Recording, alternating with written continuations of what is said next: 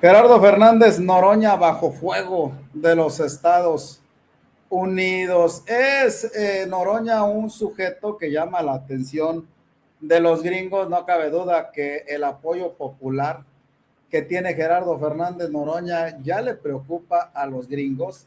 Ya lo empiezan a ver como posible presidente de México en el 2030. No va conforme a los intereses de los Estados Unidos, Noroña, y esto pone nerviosos a los Yankees. Corre el rumor de que ya le quitaron la visa a Noroña, así lo dieron a conocer en Atypical TV. Todos sabemos que estos medios, como Atypical, cuando sacan algo, es porque la embajada de los Estados Unidos ya se los comunicó.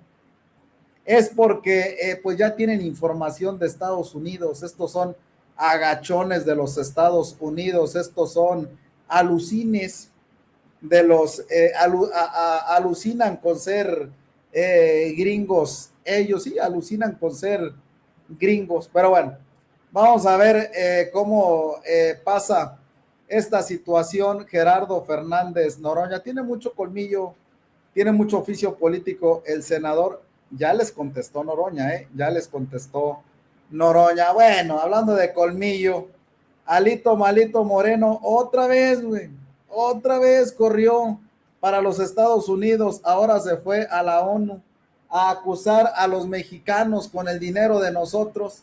Fíjate, es el colmo, güey, del cinismo. Con nuestro mismo dinero nos va a acusar allá a los Estados Unidos este nefastísimo sujeto que no supo y no quiso tampoco, no es que no pudo, de poder pudo, Morena ponerle un alto. Hoy es la pesadilla de Morena. Alito Moreno es la pesadilla de Morena, por puro gusto, güey, por puro gusto, porque Morena desde 2018 lo hubiera metido este sujeto a la cárcel, pero no quisieron, dijeron que era libertad de expresión. Pero bueno, la presidenta Claudia Sheinbaum Pardo se le va con todo a la derecha diario y su red de manipulación en redes sociales. Estos sujetos que inundan las plataformas con noticias de odio y desinformación en contra del gobierno de la presidenta Claudia Sheinbaum Pardo y del partido Morena. Claudia Sheinbaum Pardo acusó a la derecha diario, cofundada por Fernando Carimedo, de operar en red financiera para difundir noticias falsas e influir en la opinión pública en Latinoamérica. La presidenta hizo estas declaraciones tras la detención de Carimedo en Bolivia, donde está investigado por tentativa de feminicidio contra su expareja. Se les fue con todo la presidenta Sheinbaum y con justa razón. No, pues claro que están difundiendo noticias sobre México, muchas de ellas falsas, por cierto, y son parte de este esquema que ayer platicó Luisa también en la tarde, del uso de las plataformas digitales y las redes sociales para propagar noticias falsas a partir de la compra de cuentas o de cuentas que compras su reproducción en las distintas redes sociales y que se vinculan unas a otras. Entonces uno piensa que hay 100,000 personas que están haciendo publicaciones en las redes sociales, pero en realidad son como 20 y se propagan a través de robots y más ahora con la inteligencia artificial para generar tendencias de opinión en las redes sociales. ¿Qué tenemos que hacer frente a ello? Explicar cómo funciona para que la gente también sepa cuando hay tendencias en las redes, quién las administra, cómo se administran, cómo saber si son noticias reales o no son noticias reales. Y también esquemas de regulación que ya existen en otros países y que consideramos que deben ponerse a la discusión en nuestro país. Entonces, eso por un lado.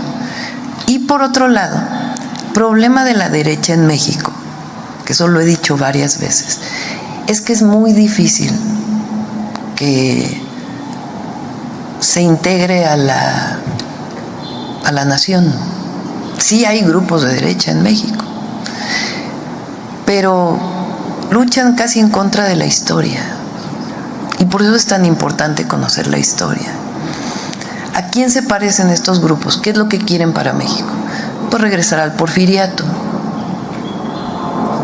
o regresar a momentos donde el conservadurismo quería incluso el centralismo en nuestro país, estaba en contra del federalismo, o regímenes monárquicos, que eso fue la visión del conservadurismo del siglo XIX, y por eso trajeron a los franceses. En México triunfaron los liberales en el siglo XIX, y en México triunfó la Cuarta Transformación porque hubo una revolución de las conciencias, que la gente entendió que los otros modelos no correspondían ni a México ni al desarrollo nacional, ni eran benéficos para la gente. Entonces, ¿qué tiene que seguir habiendo?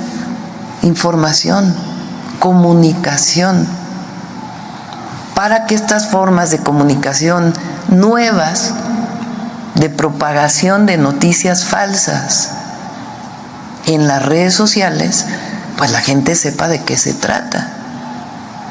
Han ganado así elecciones en América Latina, a través de esta propagación de noticias falsas, que es muy difícil contrarrestar porque tienen mucho dinero y esquemas de operación que se manejan desde hace mucho tiempo.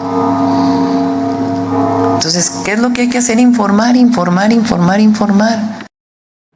No les gusta que la presidenta los exhiba, pero sí les gusta desinformar. Dice la presidenta, tiene mucho dinero. Pues sí, pero usted tiene el aparato del Estado, presidenta. Ustedes son el gobierno, jamás estará ningún interés por encima del Estado. Pero bueno, habla la presidenta y dice que ya se cubrió el 95% de los adeudos de Pemex a privados. Yo creo que son muy pocos ya.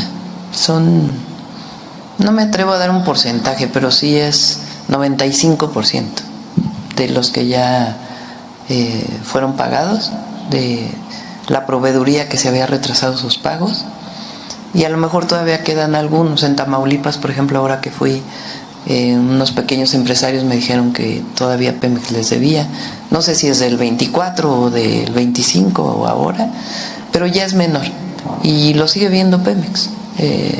En caso de que hayan hecho un trabajo y que se les deba recurso, pues debe pagarse. ¿Sí se les va a pagar? Sí, pues tiene que demostrarse que en efecto se hizo el trabajo. Bueno, ahí está la presidenta y el asunto de Pemex. Pero bueno, ya entregó a Argentina a Fernando Farías, el vicealmirante presuntamente huachicolero.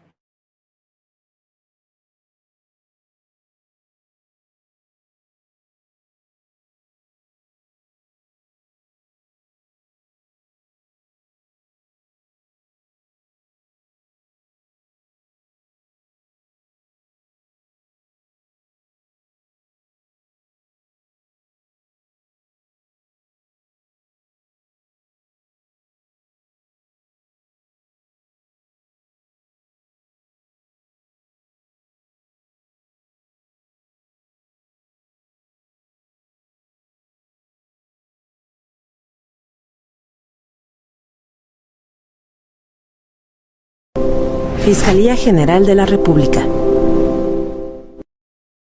Bueno, la ministra de Seguridad de Argentina, Alejandra Montioliva, afirmó que Fernando Farías Laguna solicitó asilo para evitar enfrentar a la justicia mexicana por el gobierno, al gobierno de Javier Milei le pidió este asilo y no se lo dio. Dice que en su gobierno, sea en el de Milei, no ocultan, no esconden a delincuentes. Expulsamos a Fernando Farías Laguna. Este mexicano, ex contraalmirante de la Armada de México, era buscado por delincuencia organizada y contrabando de hidrocarburos. Está acusado de integrar una red que ingresaba combustibles ilegalmente a México para evadir impuestos, una maniobra conocida como huachicol fiscal. En abril lo encontramos y lo detuvimos. Y hoy lo expulsamos definitivamente de Argentina. Nuestro país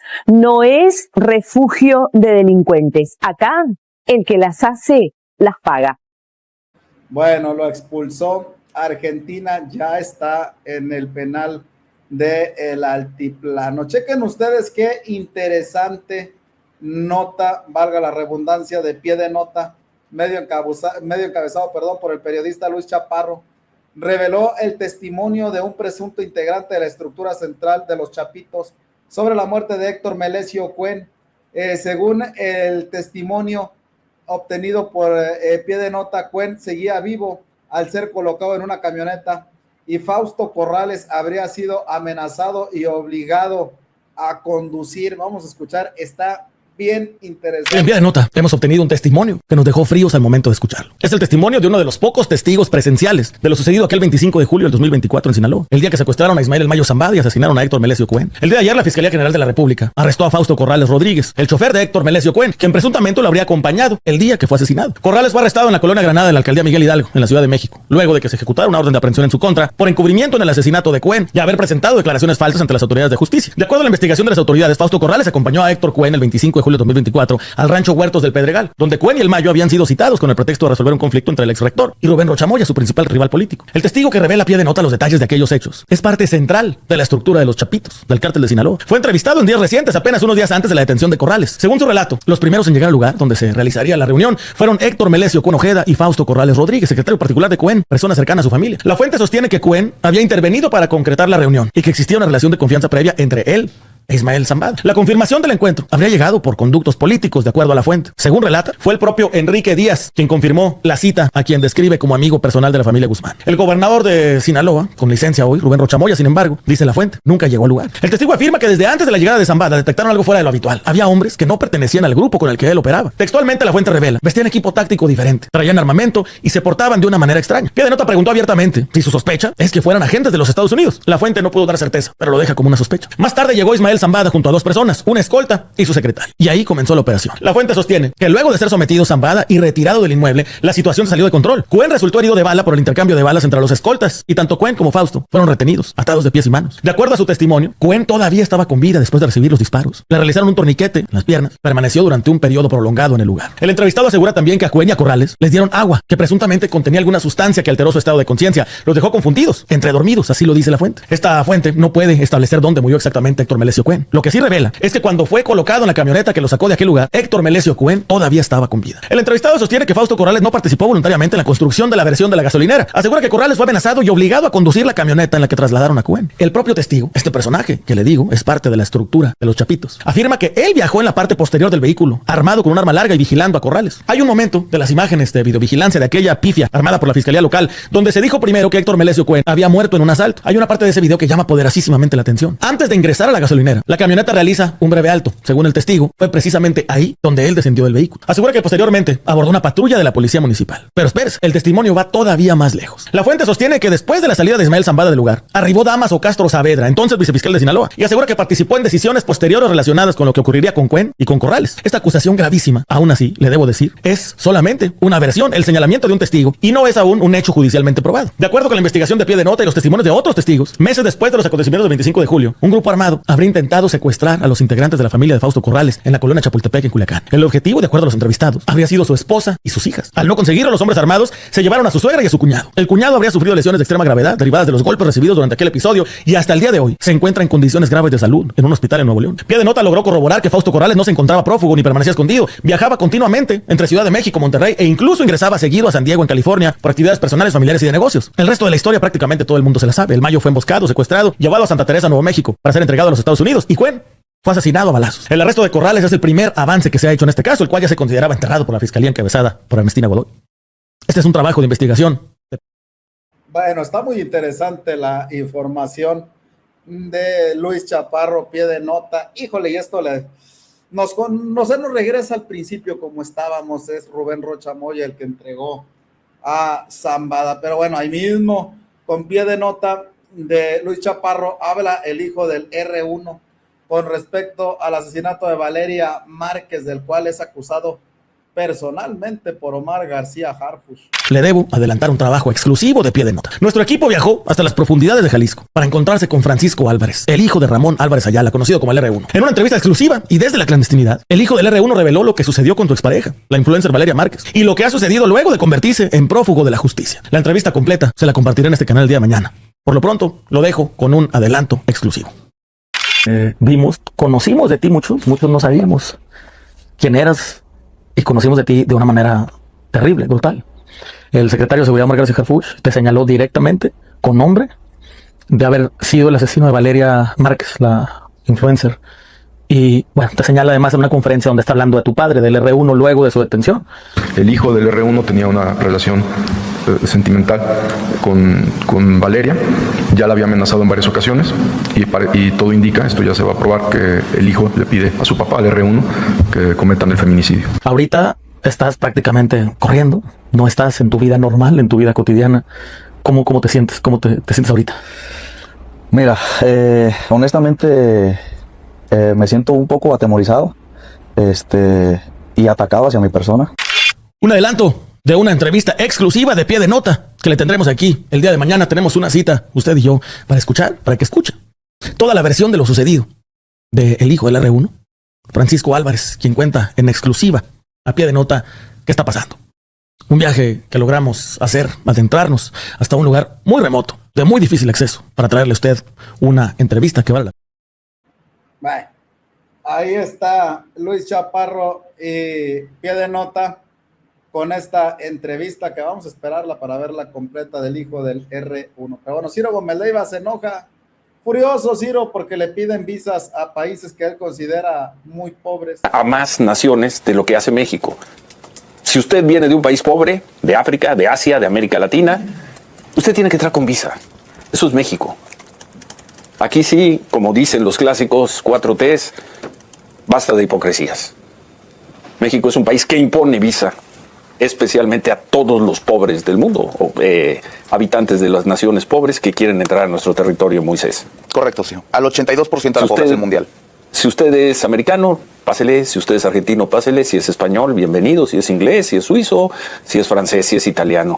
Pero si usted es de Sudán, o de Nigeria, o de Camboya, o de Nepal, o de Pakistán, o de Cuba, Ciro, para nuestro equipo, o de Cuba, tiene que pasar.